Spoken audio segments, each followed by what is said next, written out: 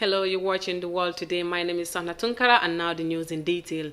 Gambia's Minister of Tourism and Culture, Ahmad Barr, has said that cabinet ministers must be ready to take part in politics or lose their jobs. Barr was speaking last night at the I-22nd in Banjul during the victory celebration of the National People's Party's newly elected National Assembly member and a councillor, Julden Jai Hasmo. Gambia's outspoken and controversial tourism minister, Ahmad Barr, has hinted that ministers risk being sacked if they fail to campaign for President Adama Barrow and his political party, the National People's Party. Barr's comments weigh in a recent public debate as to whether cabinet ministers should participate in political rallies and campaigns for the president or his party's candidates for elected offices. On Monday, Barr said ministers are political appointments. I therefore want to reiterate my position. If you want to continue to be a minister, you must be a politician. This victory is brought by the politician. Without this victory, we would not have been here today. Every cabinet minister must be ready to be on the campaign trail.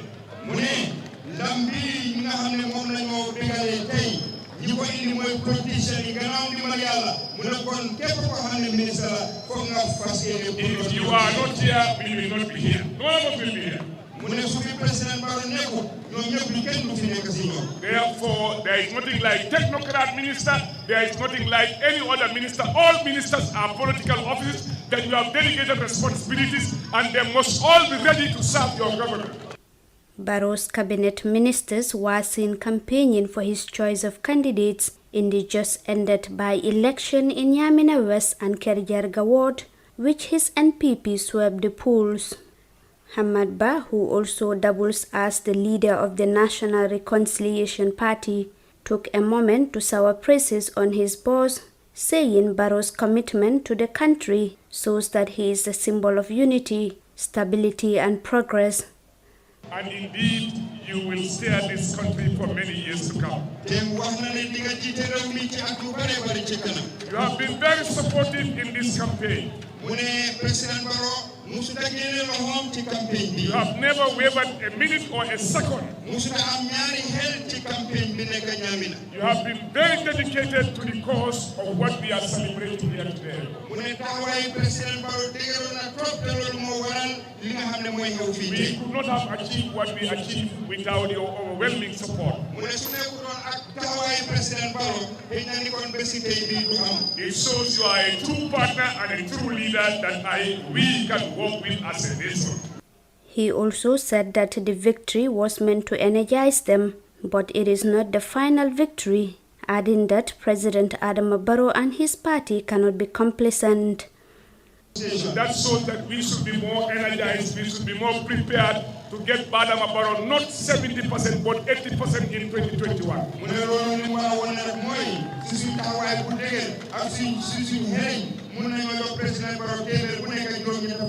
But we must be united for a purpose. We must be together honestly and sincerely. Those who are sitting on the fence, let them jump and come and join us. This is the wagon that will move the Gambia forward.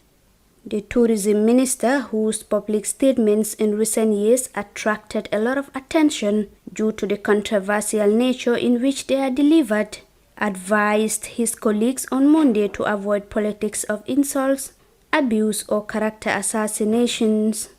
For iAfrica News, I am Julden Jai. Gambia's tourism minister Ahmad Barr warns his colleagues to join political campaign or lose their jobs. Now, the White House press secretary Kylie said on Monday that the United States election contest is far from over, accusing Democrats of fraud during vote counting. The Trump administration refuses to accept Joe Biden's projected victory, and President Trump has made unsubstantiated fraud claims of the election process. Details of that in this report. Trump and his campaign have made baseless accusations of large-scale voter fraud in Pennsylvania and other states where his Democratic rival Joe Biden smashed most of the votes. Mr. Trump's press secretary says the legal battle to contest Mr. Biden's victory was only just beginning and far from over. This election is not over, far from it. We have only begun the process of obtaining an accurate, honest vote count. We are fighting for the rights of all Americans who want to have faith and confidence not only in this election, but in the many elections to come. There is only one party in America that opposes voter ID. One party in America that opposes verifying signatures, citizenship, residency, eligibility. There is only one party in America trying to keep observers out of the count room. And that party, my friends, is the Democrat Party. Donald Trump took to social media several times since last Tuesday, calling for a halt to counting of mail-in ballots, and had earlier last Wednesday declared victory. Trump and his Republican supporters have been criticized for making baseless accusations against Biden and the Democrats on election irregularities, and are now requesting transparency if they have nothing to hide. You don't take these positions because you want an honest election. You don't oppose an audit of the vote because you want an accurate count. You don't oppose our efforts at sunlight and transparency because you have nothing to hide.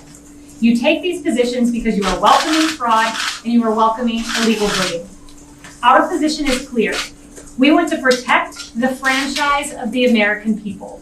We want an honest, accurate, lawful count. We want maximum sunlight. We want maximum transparency.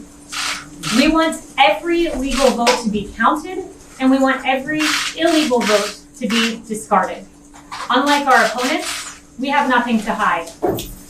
The integrity of our election matters. The Constitution of the United States matters.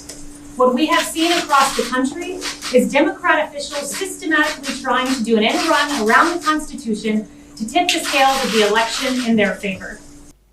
According to Trump's press secretary at the White House, Republican poll watchers who are legally permitted to be there and observe the vote count were blocked from observing the count. She said their observers were put behind barricades in a massive room that was hostile to their work. These comments came as incumbent U.S. President Donald Trump has not yet given a consensus speech after his opponent Joe Biden declared victory in the U.S. presidential election on November 7th. For iAfrica TV, Sohna Tunkara. Trump administration says U.S. elections is far from being over. Now, coming back to Gambia, lawmakers in Banjul are gearing up for the fourth ordinary session of the National Assembly opening on Thursday with matters of the country's national budget. During this period, the public is reminded to comply with the general safety measures of COVID-19 and also to observe the silence ruling during proceedings. Details of that in this report. Lawmakers are expected to consider the draft estimates of revenue and expenditure of the government of the Gambia for the fiscal year 2021 and other businesses. Parliamentarians are also expected to ask questions to honorable ministers for oral answers, reports of various committees and parliamentary delegations, motions and bills. The overall impact of the pandemic on the Gambia's economy is yet to be fully known.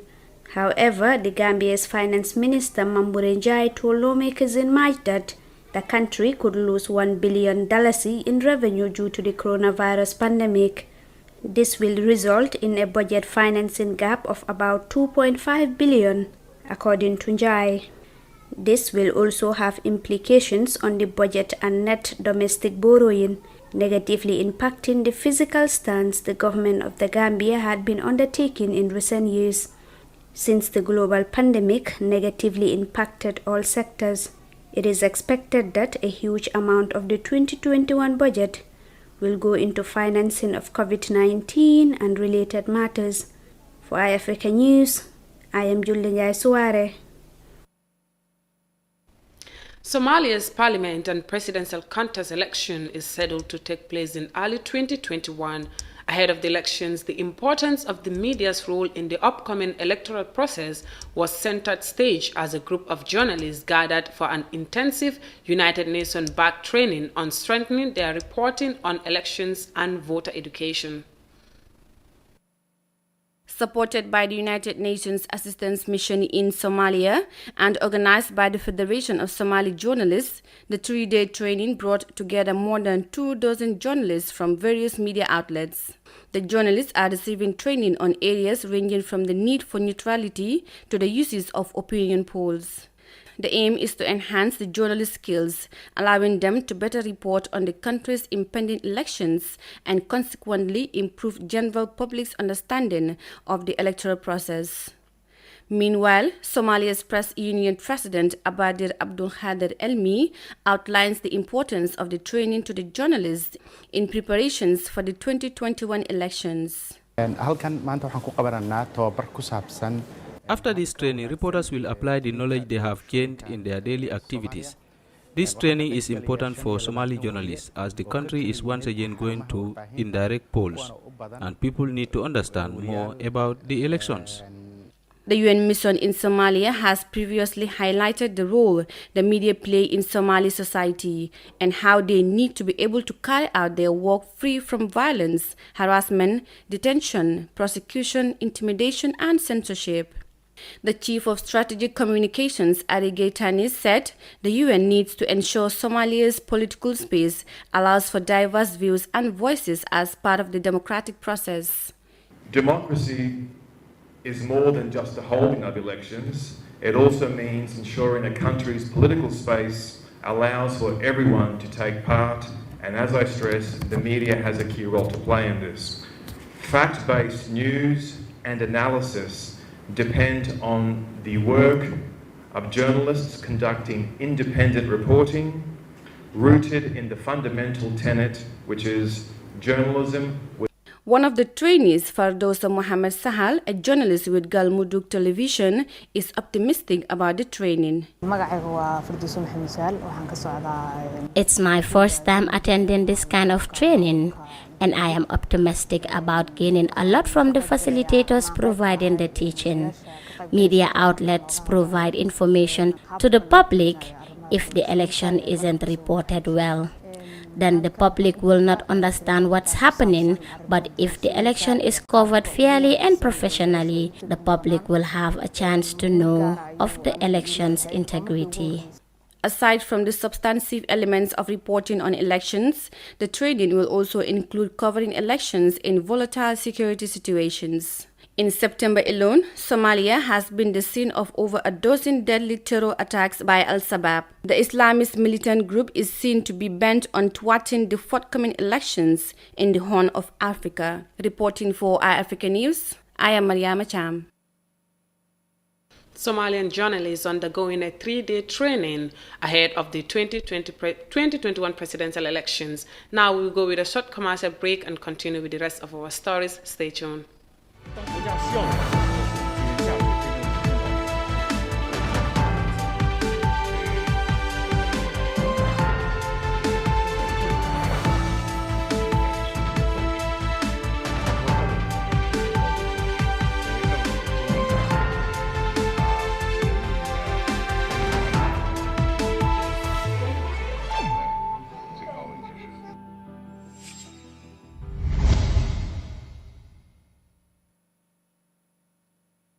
Welcome back. You're still watching The World Today, and to the rest of our stories.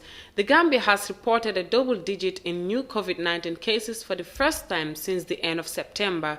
Between September 30th and November 8th, new COVID-19 infections range between 1 and 7 cases per day. Ndesise tells us more.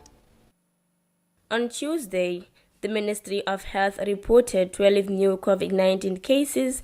This has taken the total number of confirmed cases in the country to 3,696. The West African nation's return to double-digit infections comes after the time when the COVID-19 pandemic continues to be a global health problem as some European countries enter the second wave of infections. The Gambia has seen a massive recovery rate of COVID-19 patients, with only 31 active cases as of 9th of November. 3,543 people have recovered from the virus. and with one additional death on Tuesday, the total number of deaths recorded since March is now 122. The drop in new infections have been linked to a drop in the numbers of new COVID-19 tests conducted, despite the fact that health authorities in the Gambia recorded 252 new laboratory test results. The country currently has 25 people in quarantine. COVID-19 restrictions have been severely relaxed with the reopening of airspace, land borders and public places like nightclubs and bars and restaurants. People are no longer observing health regulations that encourage hand washing and made the wearing of nose masks in public places mandatory.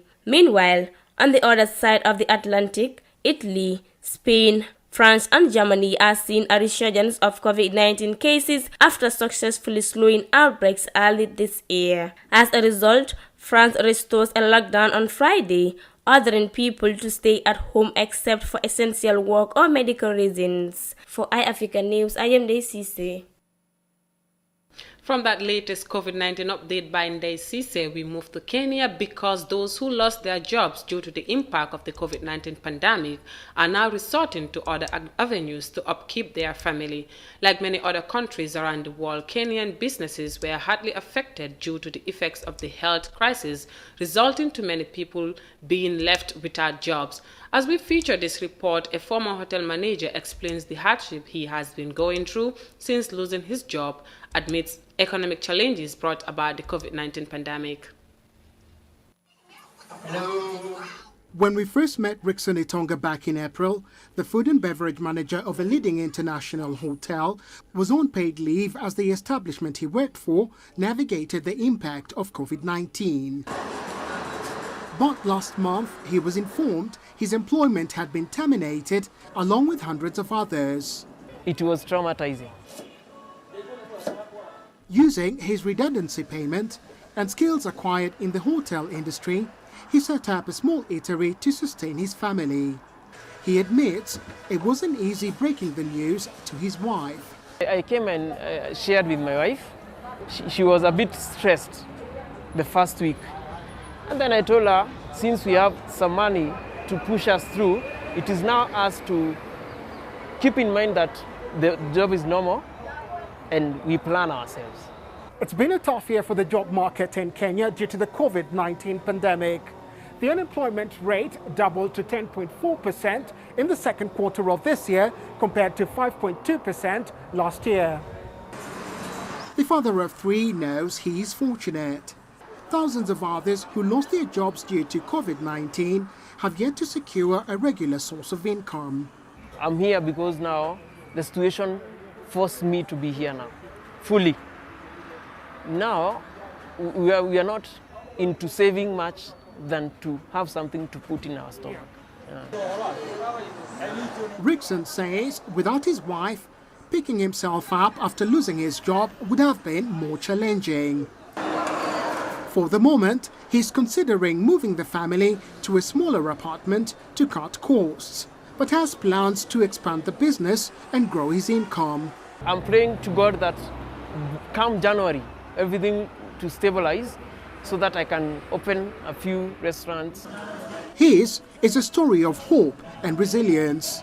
But like many other small businesses, he would like more support from the government so that small businesses like his can thrive in these trying times.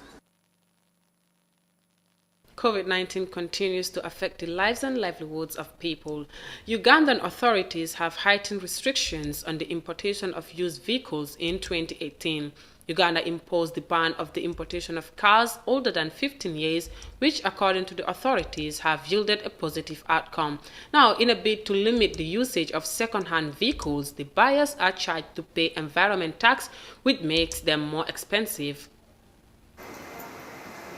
Francis Kinakule is a used car trader in Uganda. He says he is aware of the dangers that used cars pose to the environment, but claims exports to Uganda are not properly checked before arrival. Unfortunately, sometimes cars come to Uganda with some of those things in a sorry state. So we would wish that those people doing inspection might do us a good job and do quality inspection. So that by the time I purchase something, I am sure of what I am purchasing. The UN Environment Programme faults countries for having weak policies in regulating the importation of used cars past their prime. In Uganda, vehicles are inspected at the points of entry to ensure that cars older than 15 years are not allowed into the country, but this does not apply to trucks. Customs officials say trucks are graded according to tonnage, meaning even older trucks are allowed in. In 2018, Uganda enforced a law banning the importation of vehicles older than 15 years. In 2019, the country registered a 12% decline in the importation of second-hand vehicles, and authorities say the measure is producing good results. We had Ugandans who would change vehicles like garments. Every year, someone is driving a completely different vehicle, but of late, someone drives a vehicle for a period of 3 to 5 years, others 5 to 10 years, before they could think of changing to a new vehicle. The regulations also require buyers of used vehicles to pay an environment tax, which is 50% of the cost of the car. This has made buying older cars expensive. But car dealers deny this measure will control pollution. I don't believe that the older the model, the better the car. There are cars of 2005 model, but with 10,000 mileage. And there's a car of 2016, 100,000 mileage. So which of the two is the older car? I don't think we can rate a car depending on the model, how manufactured, how bad it is. I think the grading would give us a clear picture if it was done well. But authorities insist Uganda is importing high-quality cars since the environment and safety inspection standards were tightened. Uganda's neighbor Kenya does not allow the importation of cars older than 8 years. But several car dealers like Francis warn buying old cars has led to job losses and will make it harder for people on low incomes to afford a car. The government of Uganda heightens the importation of used cars. Now, that was all on The World Today with me, Sohna Tunkara. Gambia 24 is up next with Mariama Cham at 19:30 GMT. Until then, good evening.